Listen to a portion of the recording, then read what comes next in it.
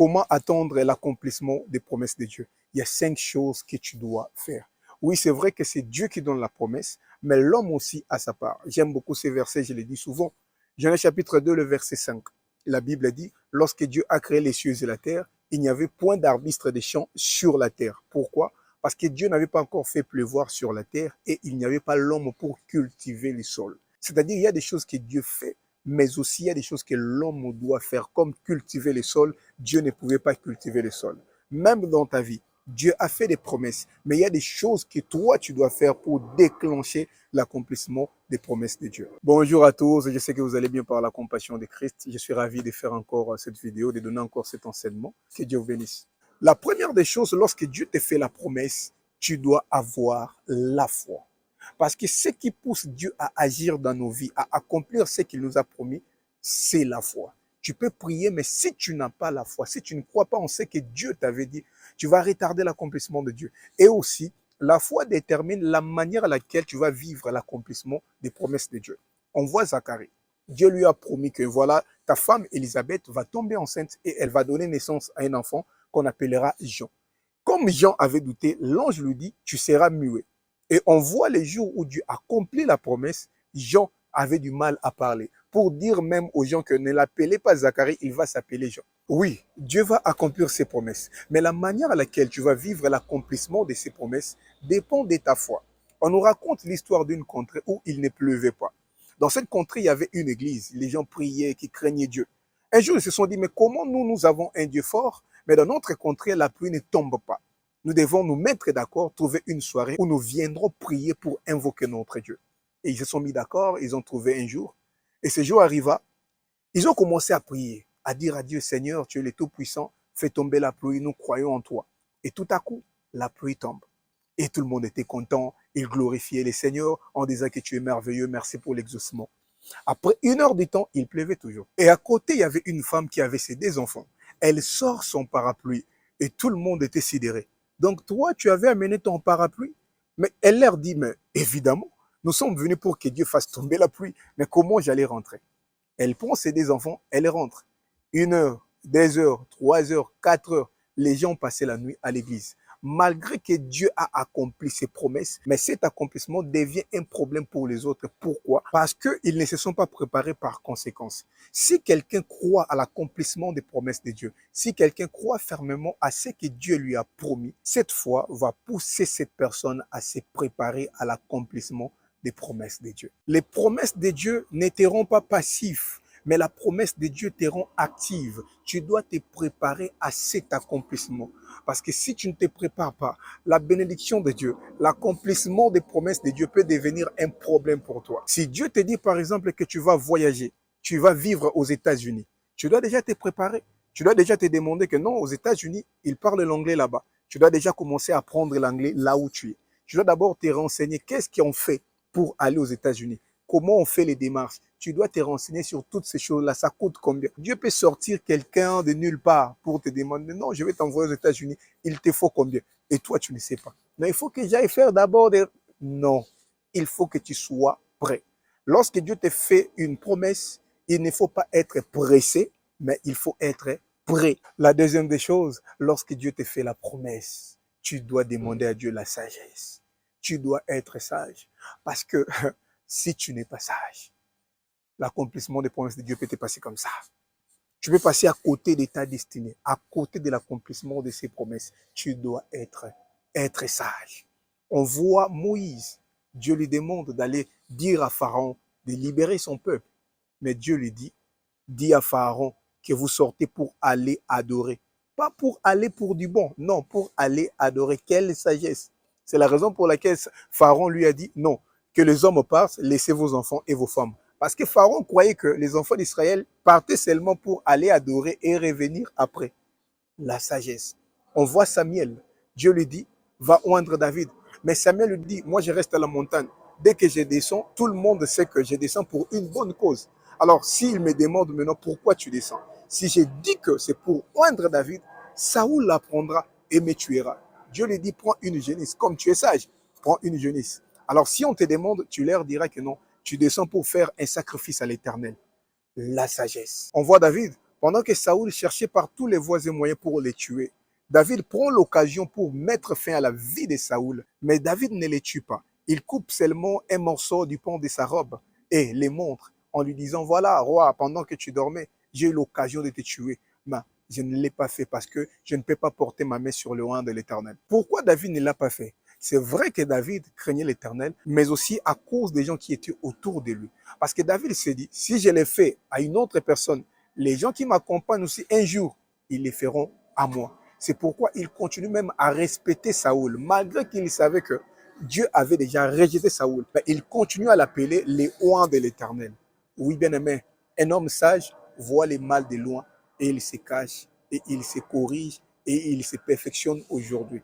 Parce que si tu ne te perfectionnes pas, si tu ne te corriges pas, si tu n'arrives pas à te projeter dans l'avenir pour voir comment les choses se dérouleront le jour où Dieu accomplit ses promesses, aujourd'hui tu feras beaucoup des erreurs compromettantes à l'accomplissement des promesses de Dieu dans ta vie. Un jour, moi-même, j'ai fait une erreur. Oui, j'avais même dit à la personne qui était avec moi, j'ai commis une erreur. Parce que comme nous prêchons sur les réseaux, il y a beaucoup de gens qui nous contactent. Non, bien aimé, est-ce qu'on peut faire un live ensemble? Bon, on accepte tout le monde sans distinction parce que c'est l'œuvre de l'Éternel.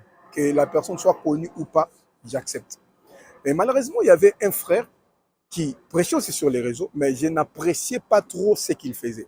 Pourquoi? Parce qu'il critiquait tout le monde, il parlait même mal du père du réveil. Bon, c'est vrai que on peut faire des constats sur des choses qui se passent parmi nos pères du réveil, mais on doit les faire avec beaucoup de respect. Ce n'est pas parce que nous, aujourd'hui, on commence à prêcher sur les réseaux, les gens nous disent que tu es une source de bénédiction pour nous, que nous, on doit se permettre de manquer du respect à nos pères, à ceux-là qui nous ont précédés. Même s'ils sont dans des erreurs, avec l'éducation que nous avons reçue, s'il faut même parler de cela, on doit les parler avec beaucoup de respect, avec beaucoup de retenue. Mais ce n'est pas ce que lui, il faisait. Alors, un jour, j'ai été surpris, il m'a invité. Je n'étais pas convaincu pour aller. Je n'étais pas convaincu. Je me disais, ce n'est pas une bonne personne parce qu'il critique tout le monde. Dès que tu commences à réussir, lui, pour lui, ça devient un problème.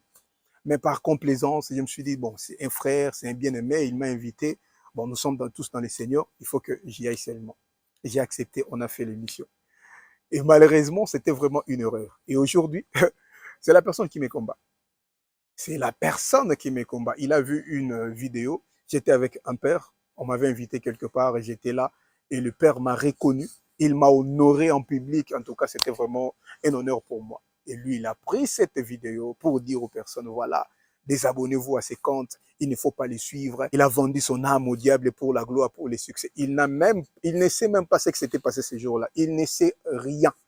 Mais la personne vous prend cette image, il commence à me discréditer en disant, voilà, il est venu ici pour me demander que je fasse un live avec lui pour qu'il soit connu. Alors que s'il m'avait appelé, c'est parce qu'il me connaissait déjà. Il prend cette vidéo-là pour montrer aux gens, voilà, moi je le connais, mais voilà aujourd'hui, il est de l'autre côté, il ne faut pas le suivre. Alors les gens aussi les croient. Pourquoi? Parce qu'il leur dit, oh, j'étais avec lui, voici la vidéo qu'on a fait ensemble, et tout le monde les croit. Et les jours où cela s'est accompli, je me suis dit, voilà, tu n'étais pas sage. Tu les comprenais clairement que ce n'était pas une bonne personne, mais par complaisance, tu l'as fait. Et les gens m'ont dit après, non, pourquoi il fait ça? Il ternit ton image. Moi, je leur dis, si je suis de Dieu, Dieu combattra pour nous. Nous sommes des enfants de Dieu. Si ce que nous faisons, c'est vraiment Dieu qui m'a envoyé, les hommes ne peuvent pas arrêter. Les hommes ne peuvent pas arrêter la personne que Dieu a envoyée. Et nous sommes enfants de Dieu. Dieu nous a déjà préparés pour cela. Les combats viendront. Ça, ce n'est encore rien. Il y aura des accusations très graves plus que ça. Et si tu n'es pas préparé à cela, c'est très grave. C'est ce que je dis. Si Dieu t'appelle, si Dieu te fait la promesse, tu dois te préparer. Même la qualité de ton cœur, tu dois te préparer. Parce que si Dieu t'appelle à devenir grand un jour et tu ne te prépares pas, tu vas craquer. Si toi, tu n'arrives pas à supporter qu'une seule personne parle du mal de toi, mais quelqu'un passe maintenant sur des réseaux pour dire des choses contre toi alors que tout ce qu'il dit est faux. Toi, tu sais que c'est faux, mais tu supportes. Tu dois te préparer. Bien aimé, tu dois te préparer.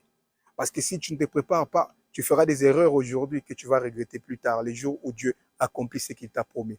Tu vas accepter que certaines personnes entrent dans ta vie et demain, tu vas les regretter. Tu vas accepter de perdre certaines personnes alors que demain, ces personnes-là devaient être une source de bénédiction pour toi. C'est pourquoi tu dois être sage. Je réponds encore, les hommes disent, un homme sage voit les mal de loin. Quelqu'un qui a les promesses de Dieu doit toujours se projeter dans l'avenir pour voir ce que j'ai fait aujourd'hui, quel sera son impact dans 5 ans, dans 10 ans. Si tu ne les fais pas, tu fais des choses comme bon te semble, demain tu vas regretter. C'est pourquoi tu dois demander à Dieu la sagesse. Jacques dit, si quelqu'un n'a pas la sagesse, il doit la demander à Dieu. Demande à Dieu la sagesse. La troisième des choses, lorsque tu attends l'accomplissement des promesses de Dieu, tu dois avoir la discrétion. Bien-aimé, c'est lui qui attend l'accomplissement des promesses de Dieu doit aimer la discrétion. Parce que le diable n'est pas omniscient. Le diable ne comprend pas tout si on ne lui dit pas, s'il n'est pas informé. Tu dois aimer la discrétion. Seul Dieu est omniscient. Dieu connaît tout. Parce qu'avant que tout soit connu des hommes, c'est lui la source de toute connaissance. Mais les diables, les sorciers ont besoin de l'information. Parfois, s'ils ne les savent pas, ils ne vont pas aussi te combattre. On voit Hérode, les jours où il apprend qu'un autre roi est né là-bas, il demande qu'on puisse tuer tous les enfants de moins de 2 ans. Pourquoi? Parce qu'il veut qu'il meure. On se demande, mais il est encore bébé. Il faut qu'il grandisse. Il faut qu'il apprenne des choses pour te remplacer. Peut-être que toi, tu as 50 ans aujourd'hui. Il faut que tu puisses avoir 80 ans pour qu'il vienne te remplacer. Mais lui, il se dit, non, on doit les combattre aujourd'hui depuis qu'il est encore bébé. Il y a des gens qui chercheront à combattre les choses que Dieu t'a promis dès sa genèse. Tu veux commencer quelque chose, il y a des gens qui chercheront à les combattre déjà au commencement. C'est pourquoi tu dois apprendre la discrétion. C'est mon ami, non, c'est mon frère. Qui te dit qu'il sera content de ton bonheur? Qui te dit? Ce n'est pas tout le monde qui supporte que l'autre soit plus que lui. Ce n'est pas tout le monde qui supporte que l'autre soit béni, puisse avancer plus que lui. Ce n'est pas tout le monde qui aime ça. C'est pourquoi tu dois aimer la discrétion. On ne dit pas tout. Toute vérité n'est pas bonne à dire. Si tu veux vivre l'accomplissement des promesses de Dieu, si tu veux être toujours victorieux dans tes combats, parmi les premières choses que tu dois avoir, c'est aussi la discrétion. La quatrième des choses, c'est lui qui attend l'accomplissement des promesses de Dieu, doit accepter, doit apprendre à accepter la séparation. Oui, bien-aimé, tu dois apprendre à te séparer de certaines personnes, à quitter certains lieux. Parce que si tu ne le fais pas, on va t'empoisonner par jalousie. On va te tuer. Essaie un peu d'imaginer David. Dieu envoie le prophète Samuel pour oindre un des fils de son père. Le prophète vient, on appelle les premiers enfants.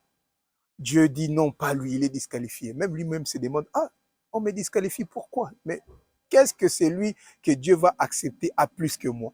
On appelle le deuxième enfant disqualifié, le troisième disqualifié, le quatrième disqualifié. Et même se disent en tout cas, c'est lui que Dieu va accepter, c'est qu'il a quelque chose de plus que... C'est humain. Les hommes vont toujours te comparer à toi. Qu'est-ce que lui, il a plus que nous? Pourquoi les gens les préfèrent plus que nous? Les hommes sont comme ça. Et on appelle un petit David.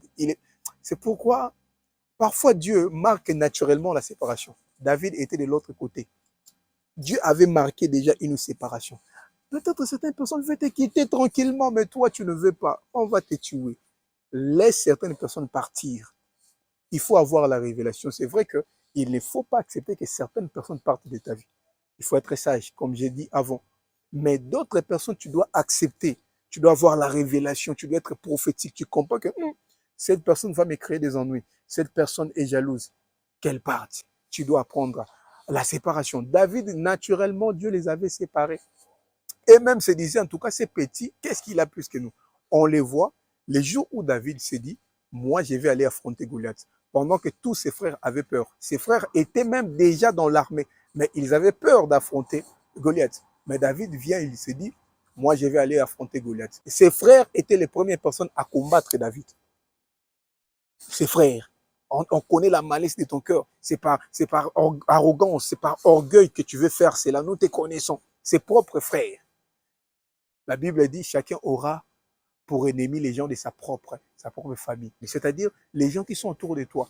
Peut-être pas seulement ta famille biologique, même tes amis, les gens qui ont grandi avec toi, qui ont étudié avec toi, les gens avec qui vous priez dans une même église. Fais attention. Tu peux avoir beaucoup de connaissances, mais pas beaucoup d'amis. On peut se parler bonjour, bonjour, mais pas de proximité.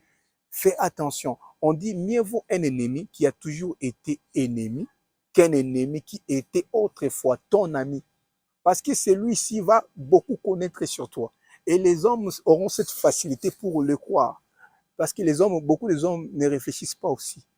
Quand il entend, non, il est comme ça, ah, il accepte. Non, moi j'étais avec lui, c'est une prostituée, simplement parce que tu aimes bien t'habiller, parce que Dieu t'a béni. Quand il dit que non, voilà, moi je la connais, c'est mon amie, elle est prostituée, les gens vont croire. Toi tu veux refuser, mais c'est elle qui est son amie, toi tu veux refuser comme ça. Comment? C'est elle qui la connaît. Le monde est comme ça. Même Jésus aime les disciples, il aime faire les disciples. Mais même Jésus a laissé certains disciples partir. Il avait beaucoup de disciples. Les jours où il leur donne son corps et son sang, ils se sont dit non, ça devient mystique, nous on ne peut pas rester là. Il y a seulement 12 qui sont restés. Jésus ne leur a pas dit non, s'il vous plaît, restez, ne partez pas. Je vais bien vous expliquer pour que vous compreniez ce que je vous ai demandé. Non, Jésus les a laissés partir. D'autres personnes doivent partir. La cinquième des choses, c'est avoir une vie de prière. Celui qui attend les promesses de Dieu ne reste pas passif, il est actif. Parmi les choses que tu dois faire, c'est prier. Toi, tu attends l'accomplissement. Jusqu'à présent, tu ne vois rien. Bien aimé, tu dois prier. Si les autres doivent blaguer avec la prière, mais toi, pas toi. Toi, tu attends ce que Dieu t'a promis. Dieu t'a dit, tu seras béni, tu seras une source de bénédiction pour les autres. Je vais t'élever pour ta... Bien aimé, tu dois aimer la prière. Et la prière aussi va te donner des stratégies, va te donner des informations stratégiques pour bien contrer les attaques de l'ennemi. On voit Joseph, le mari de Marie, le père de Jésus, pendant que Hérode cherchait à faire périr l'enfant, divinement averti par un songe, Dieu lui dit, va en Égypte, va te réfugier en Égypte parce qu'il y a quelqu'un qui veut tuer l'enfant. Oui, bien aimé, les combats s'élèveront, mais lorsque tu es fort dans la prière, Dieu te donnera même des songes. Dieu te montrera même par une vision. Fais attention avec cette personne. Fais attention avec ton frère. Si tu ne veux pas prier, tu seras surpris de certains combats. Mais quand tu aimes la prière, bien aimé, Dieu va te parler. Dieu va t'épargner de beaucoup de dangers. Et tu dois comprendre aussi, lorsque Dieu te fait une promesse, bien aimé, parfois cette promesse amène aussi les combats. Oui, Dieu dit aux enfants d'Israël que je vous promets Canaan, un pays où coule le lait et le miel. Mais Canaan était occupé par les Étiens, les Ébusiens, les Amoréens. Il devait combattre toutes ces nations-là. Oui, bien aimé, parfois ce que Dieu te promet n'est pas vide. Canaan n'était pas vide, Canaan était occupé. C'est pourquoi les enfants d'Israël devaient garder leur communion avec Dieu. Ils devaient garder la vie de prière pour vaincre tous leurs ennemis. Et parfois, ce que Dieu te promet aussi est occupé. Si Dieu te dit que tu deviendras premier ministre dans ton pays. Mais avant toi, il y a déjà notre premier ministre. Il y a certaines personnes qui doivent quitter. Il y a certaines personnes qui doivent laisser la place. Eh bien aimé, tu dois aimer la prière. Comme j'avais dit l'autre fois, peut-être que l'homme qui doit t'épouser est emprisonné quelque part par une femme, par la sorcellerie. Ce n'est pas la femme de sa vie. Cette femme comprend cela. Mais il en voûte pour que ton homme reste toujours là. Toi, tu attends, Seigneur, l'homme de ma vie, alors que lui, il est ensorcelé là-bas. Tu dois prier pour lui, qu'on puisse le libérer. La vie, c'est comme ça. Certaines personnes doivent partir pour que toi, tu viennes. Que Dieu vous bénisse abondamment. À la prochaine vidéo.